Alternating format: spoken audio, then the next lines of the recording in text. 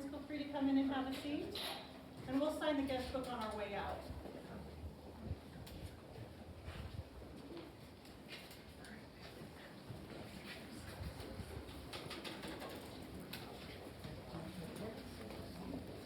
So we have plenty of space. Welcome to gather on each side as well. We'll have the register book out after the service if you'd like to leave your name in it.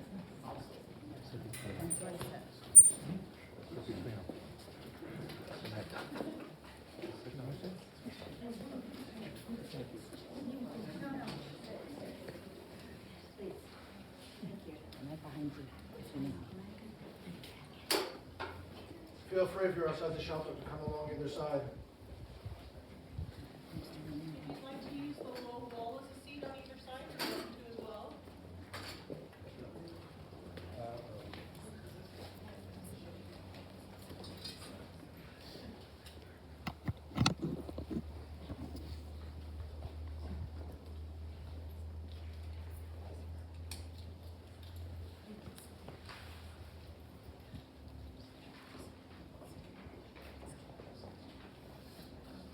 Good afternoon, beloved family and dear friends.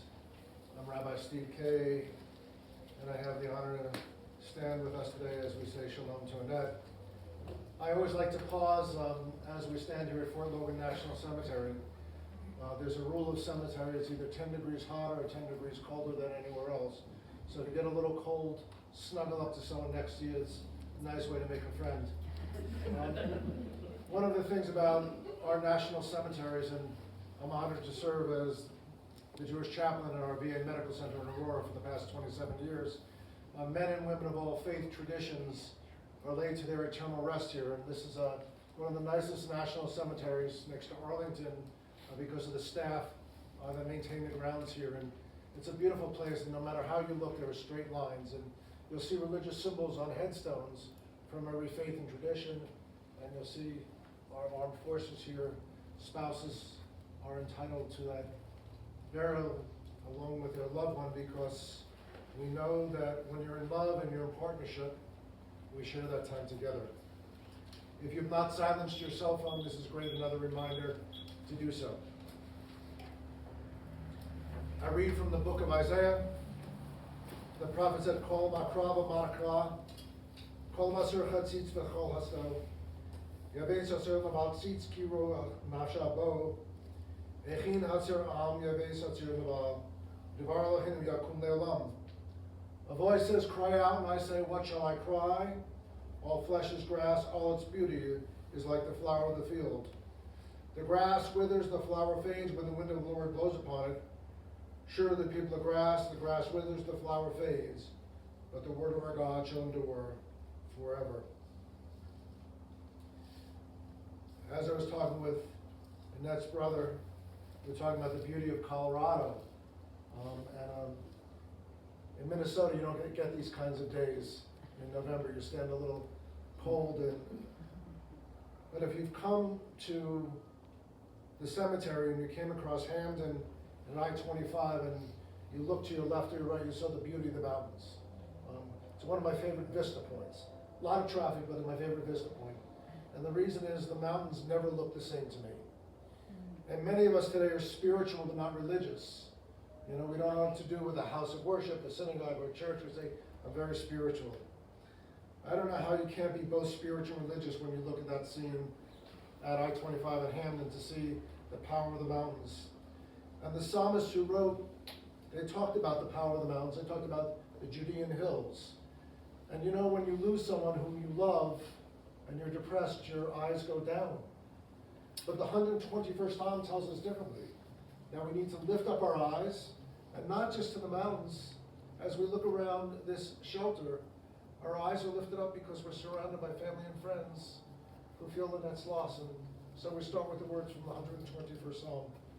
The psalmist said, Esayena el harim mayan yavo esri, Esri meim Adonai oseh shemayim haaretz, al yitain lamut reglecha al yanum shemrecha, Hine lo yanum l'sham shomer Yisrael, anad shmircha netzecha, mincha yomem ha-shemesh lo yakeka v'roch halala, Adonai yishmor mikol ra shmor tzecha boacha, me'etav yad olam.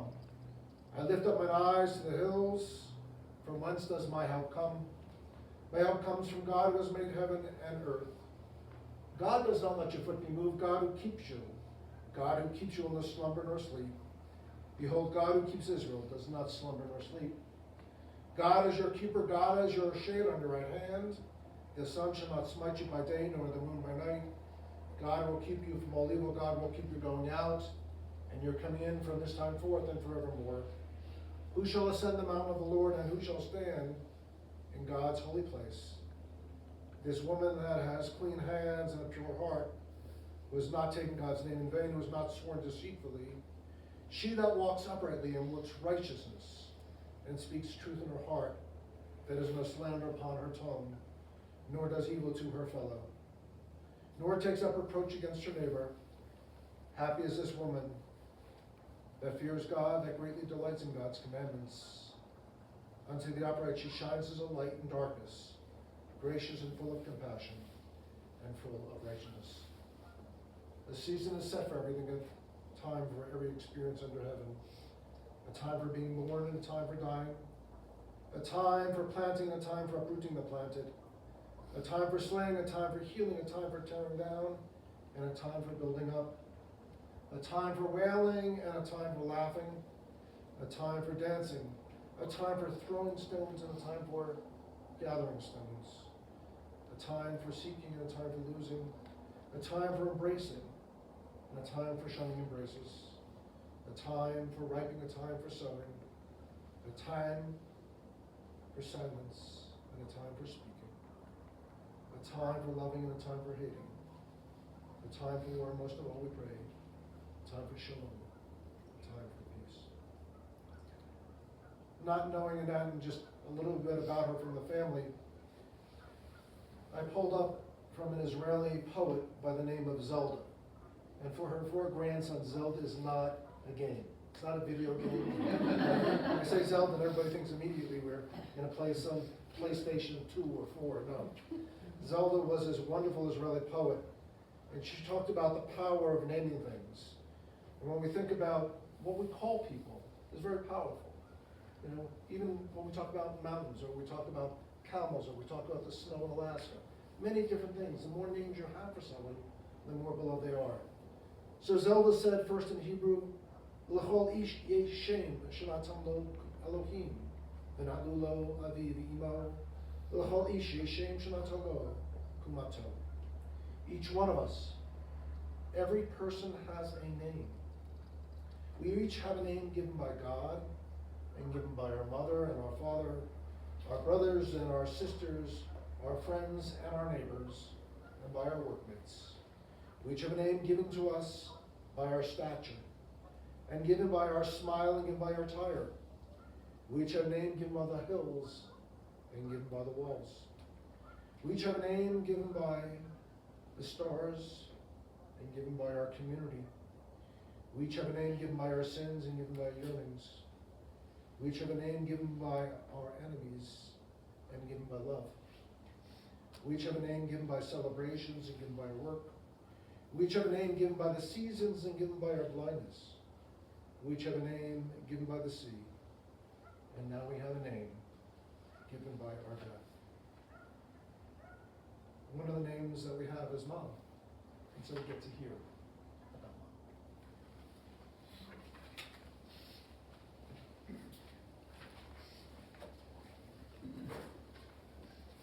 I will do my best to get through this.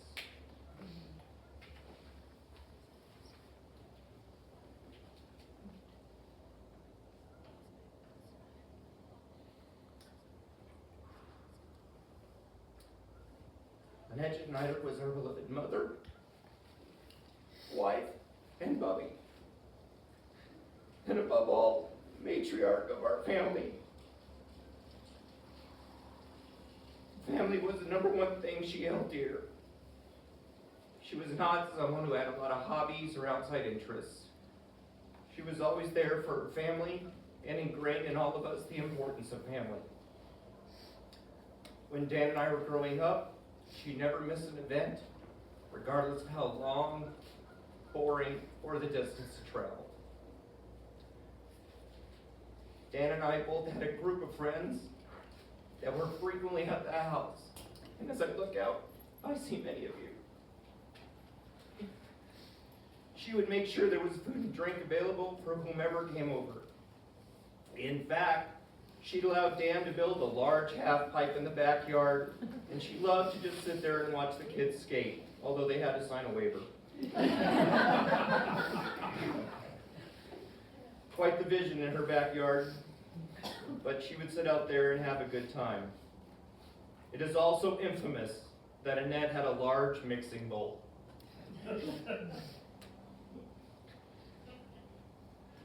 And the requirement was that that mixing bowl was filled with condoms. And everyone, male and female, had to take one. It was her way of making sure everyone did the right thing. As adults, Dan and I both continued to have friendships that transcended time, and she was always happy to see friends from the past. Even in the year before her passing, she did not miss a gathering such as Festivus or the Super Bowl, and would seek out conversations with everyone. She was very fond and loving to her grandchildren, and was a devoted bubby to Jacob, Connor, Zachary, and Andrew. It was of utmost importance that she be around her grandchildren as they were growing up. She did not miss a school event, sporting event, or graduation. Even while battling cancer, she fought to make sure she was able to attend her grandson's Connor's wedding. It was very important to her that she get photos with everyone at the wedding and that she get the chance to celebrate. Annette loved to read the newspaper. If you had a conversation with her and an interesting topic popped up, she would cut out that article, and you could expect that it would be delivered to you the next time you saw her. This often invoked eye rolls from the family. Annette did things on her own time and would not be forced into anything. In fact, last week she asked if Fort Logan was open on Tuesday to do funerals. Today, she even planned her own funeral. Overall, our mom, Annette, was a person who would accept you as family, would be there if you needed anything. She was interested in the world around her and was eager to question what you knew about a topic and learn more about whatever you wanted to teach her. Annette will be greatly missed, not just by her family, but by the many lives she touched. Thank you.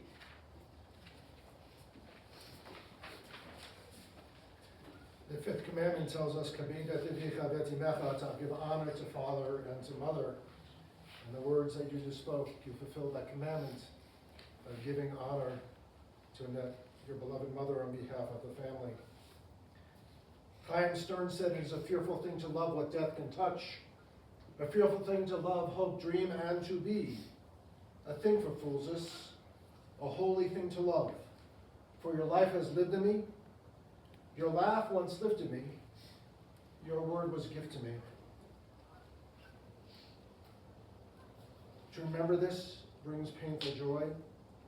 'Tis a human thing, love, a holy thing to love, what death has touched.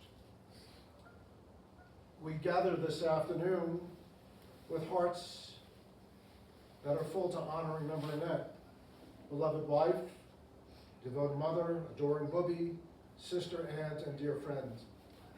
Annette was 78 years old when she passed on November 14th, leaving behind a legacy of love, strength, and quiet determination that touched everybody who knew her. In synagogue this week, we read in the book of Genesis, the Torah portion called Toldot.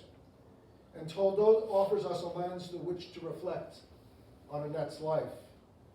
Toldot literally means generations, and it tells the story of Isaac and Rebekah, the birth of Jacob and Esau, but more deeply it reminds us the true measure of life is not what we accomplish, but what we plant in others, what we pass from one generation to the next.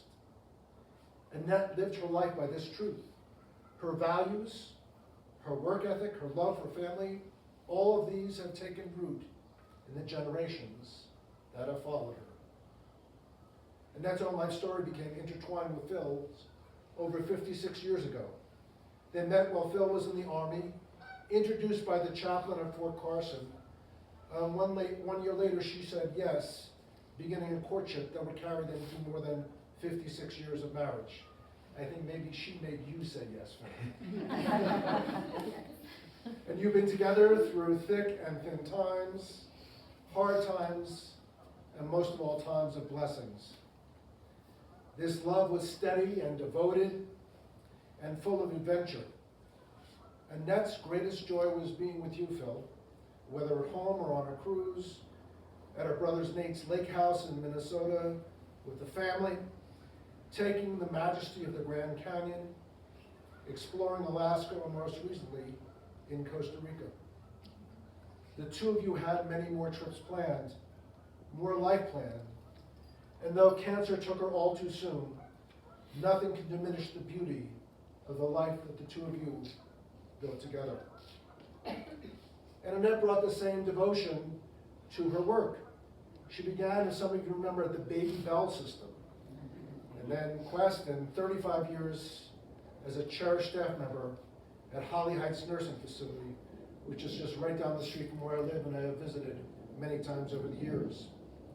She was warm, reliable, and deeply respected, and known for a kind of work ethic that you don't have to talk about it because you observe it every day.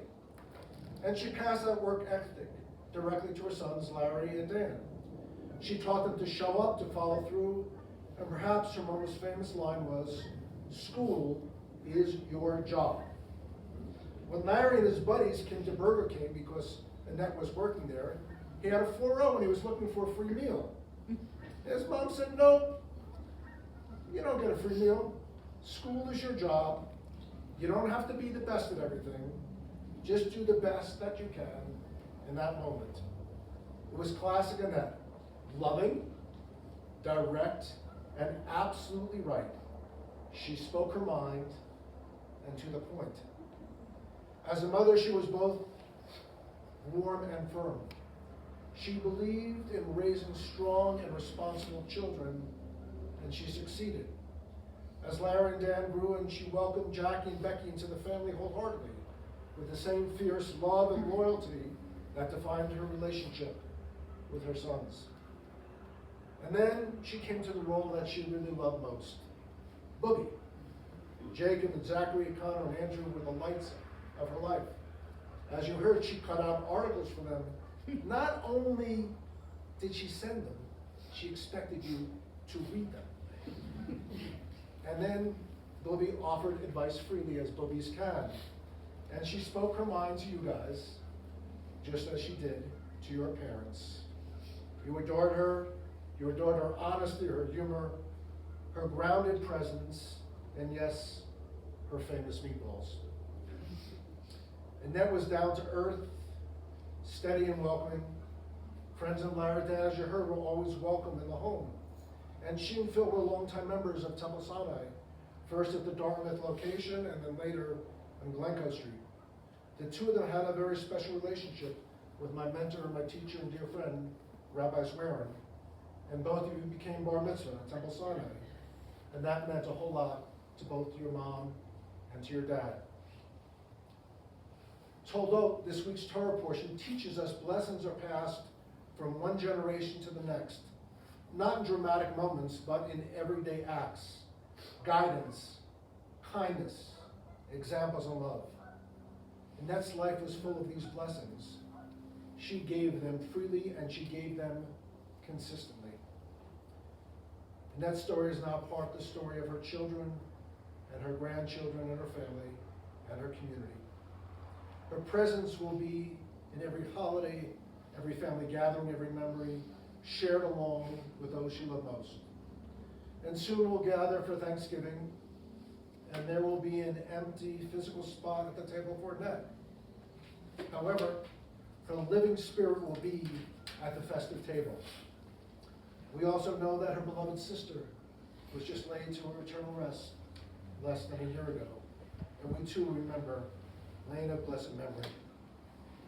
So like the matriarchs in our Torah, Annette's strength and her spirit will continue through the generation she helped save. There's more she wanted to do, more life ahead, but the life she lived was full, filled with love, filled with purposes, and filled with blessings, as witnessed by so many of you friends and family and co-workers who are assembled with us. May Annette's memory always be a source of comfort and a guide for the generations that she lived behind. And together let us say, Amen. I ask you to join with me the words from the 23rd Psalm. The Lord is my shepherd, I shall not want. He makes me to lie down in green pastures. He leads me beside still waters. To restore my soul, he leads me in the right paths for the sake of his name. Even when I walk in the valley of the shadow of death, I shall fear no evil, for you are with me with rod and staff. You comfort me. You set a table before me in the presence of my enemies, and unto my head with oil my cup overflows. Surely goodness and mercy shall follow me all the days of my life, and I shall dwell in the house of the Lord forever. Birth is a beginning and death is a destination, and life is a journey. From childhood to maturity and youth to age, from innocence to awareness and ignorance to knowing, from foolishness to discretion and perhaps to wisdom. From defeat to defeat or to looking back or ahead, we see that victory lies on some high place along the way, when having made the journey, stage by stage. At the rising of the sun, it's going down, remember Annette. At the blowing of the wind and the chill of winter, remember Annette. At the blues of the skies and the warmth of summer, remember her. At the rustling of the leaves and the beat of autumn, we will remember her. When we are weary and need of strength, we remember her. Lost and sick at heart, we remember her. With joy we crave to share, we remember her. We have decisions that are difficult to make, we remember her. When we see newspaper clippings that are sent to us by our friends and our family, those little ones that we still have, we remember her. We remember that integrity is really important. And to be a master of a good name, we remember her. As long as we live, she too will live. For she now part of us as we remember her. I ask you to rise as you're able for the memorial prayer.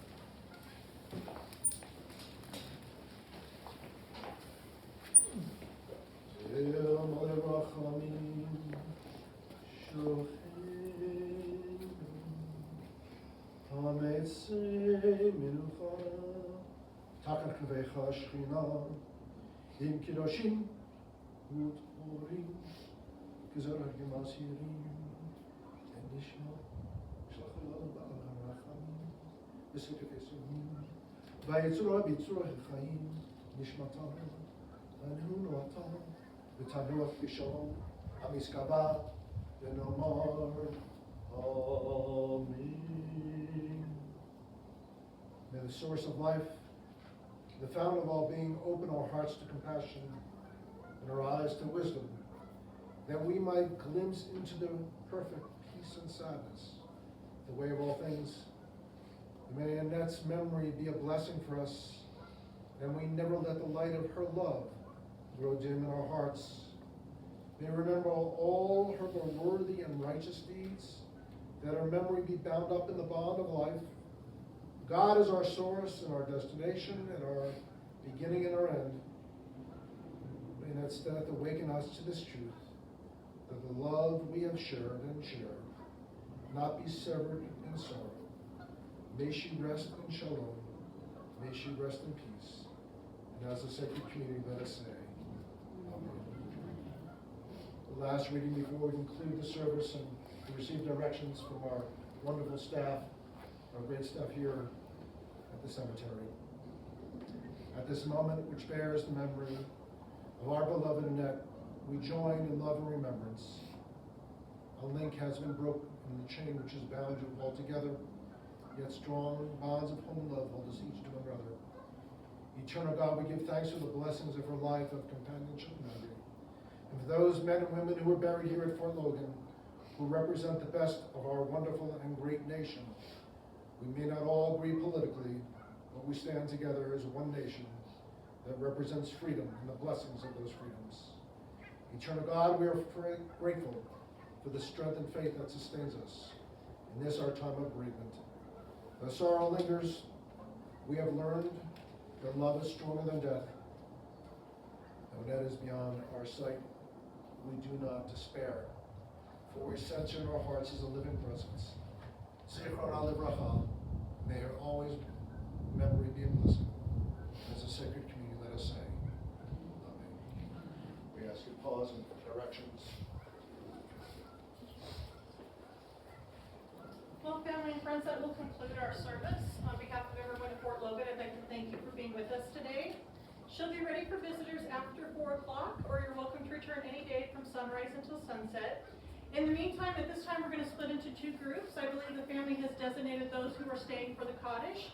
For those of you, if you could gather on the lawn out here so we can clear the shelter area for the transport vehicle, you're welcome to use this time to sign the guest book. For those of you who are not staying for the cottage, if you could go ahead and return to your vehicles and depart so that we can clear the area for the transport. Thank you. And Larry and I are hosting a gathering at our home following this. Everybody is welcome. If you do not have our address, please find one of us and we will give it to you. We did have to park just a few cars down that middle row. If you are staying for the cottage and you're in that middle row, I'll just ask you to go ahead and bring your vehicle out here to the roadside so that we can let the other cars come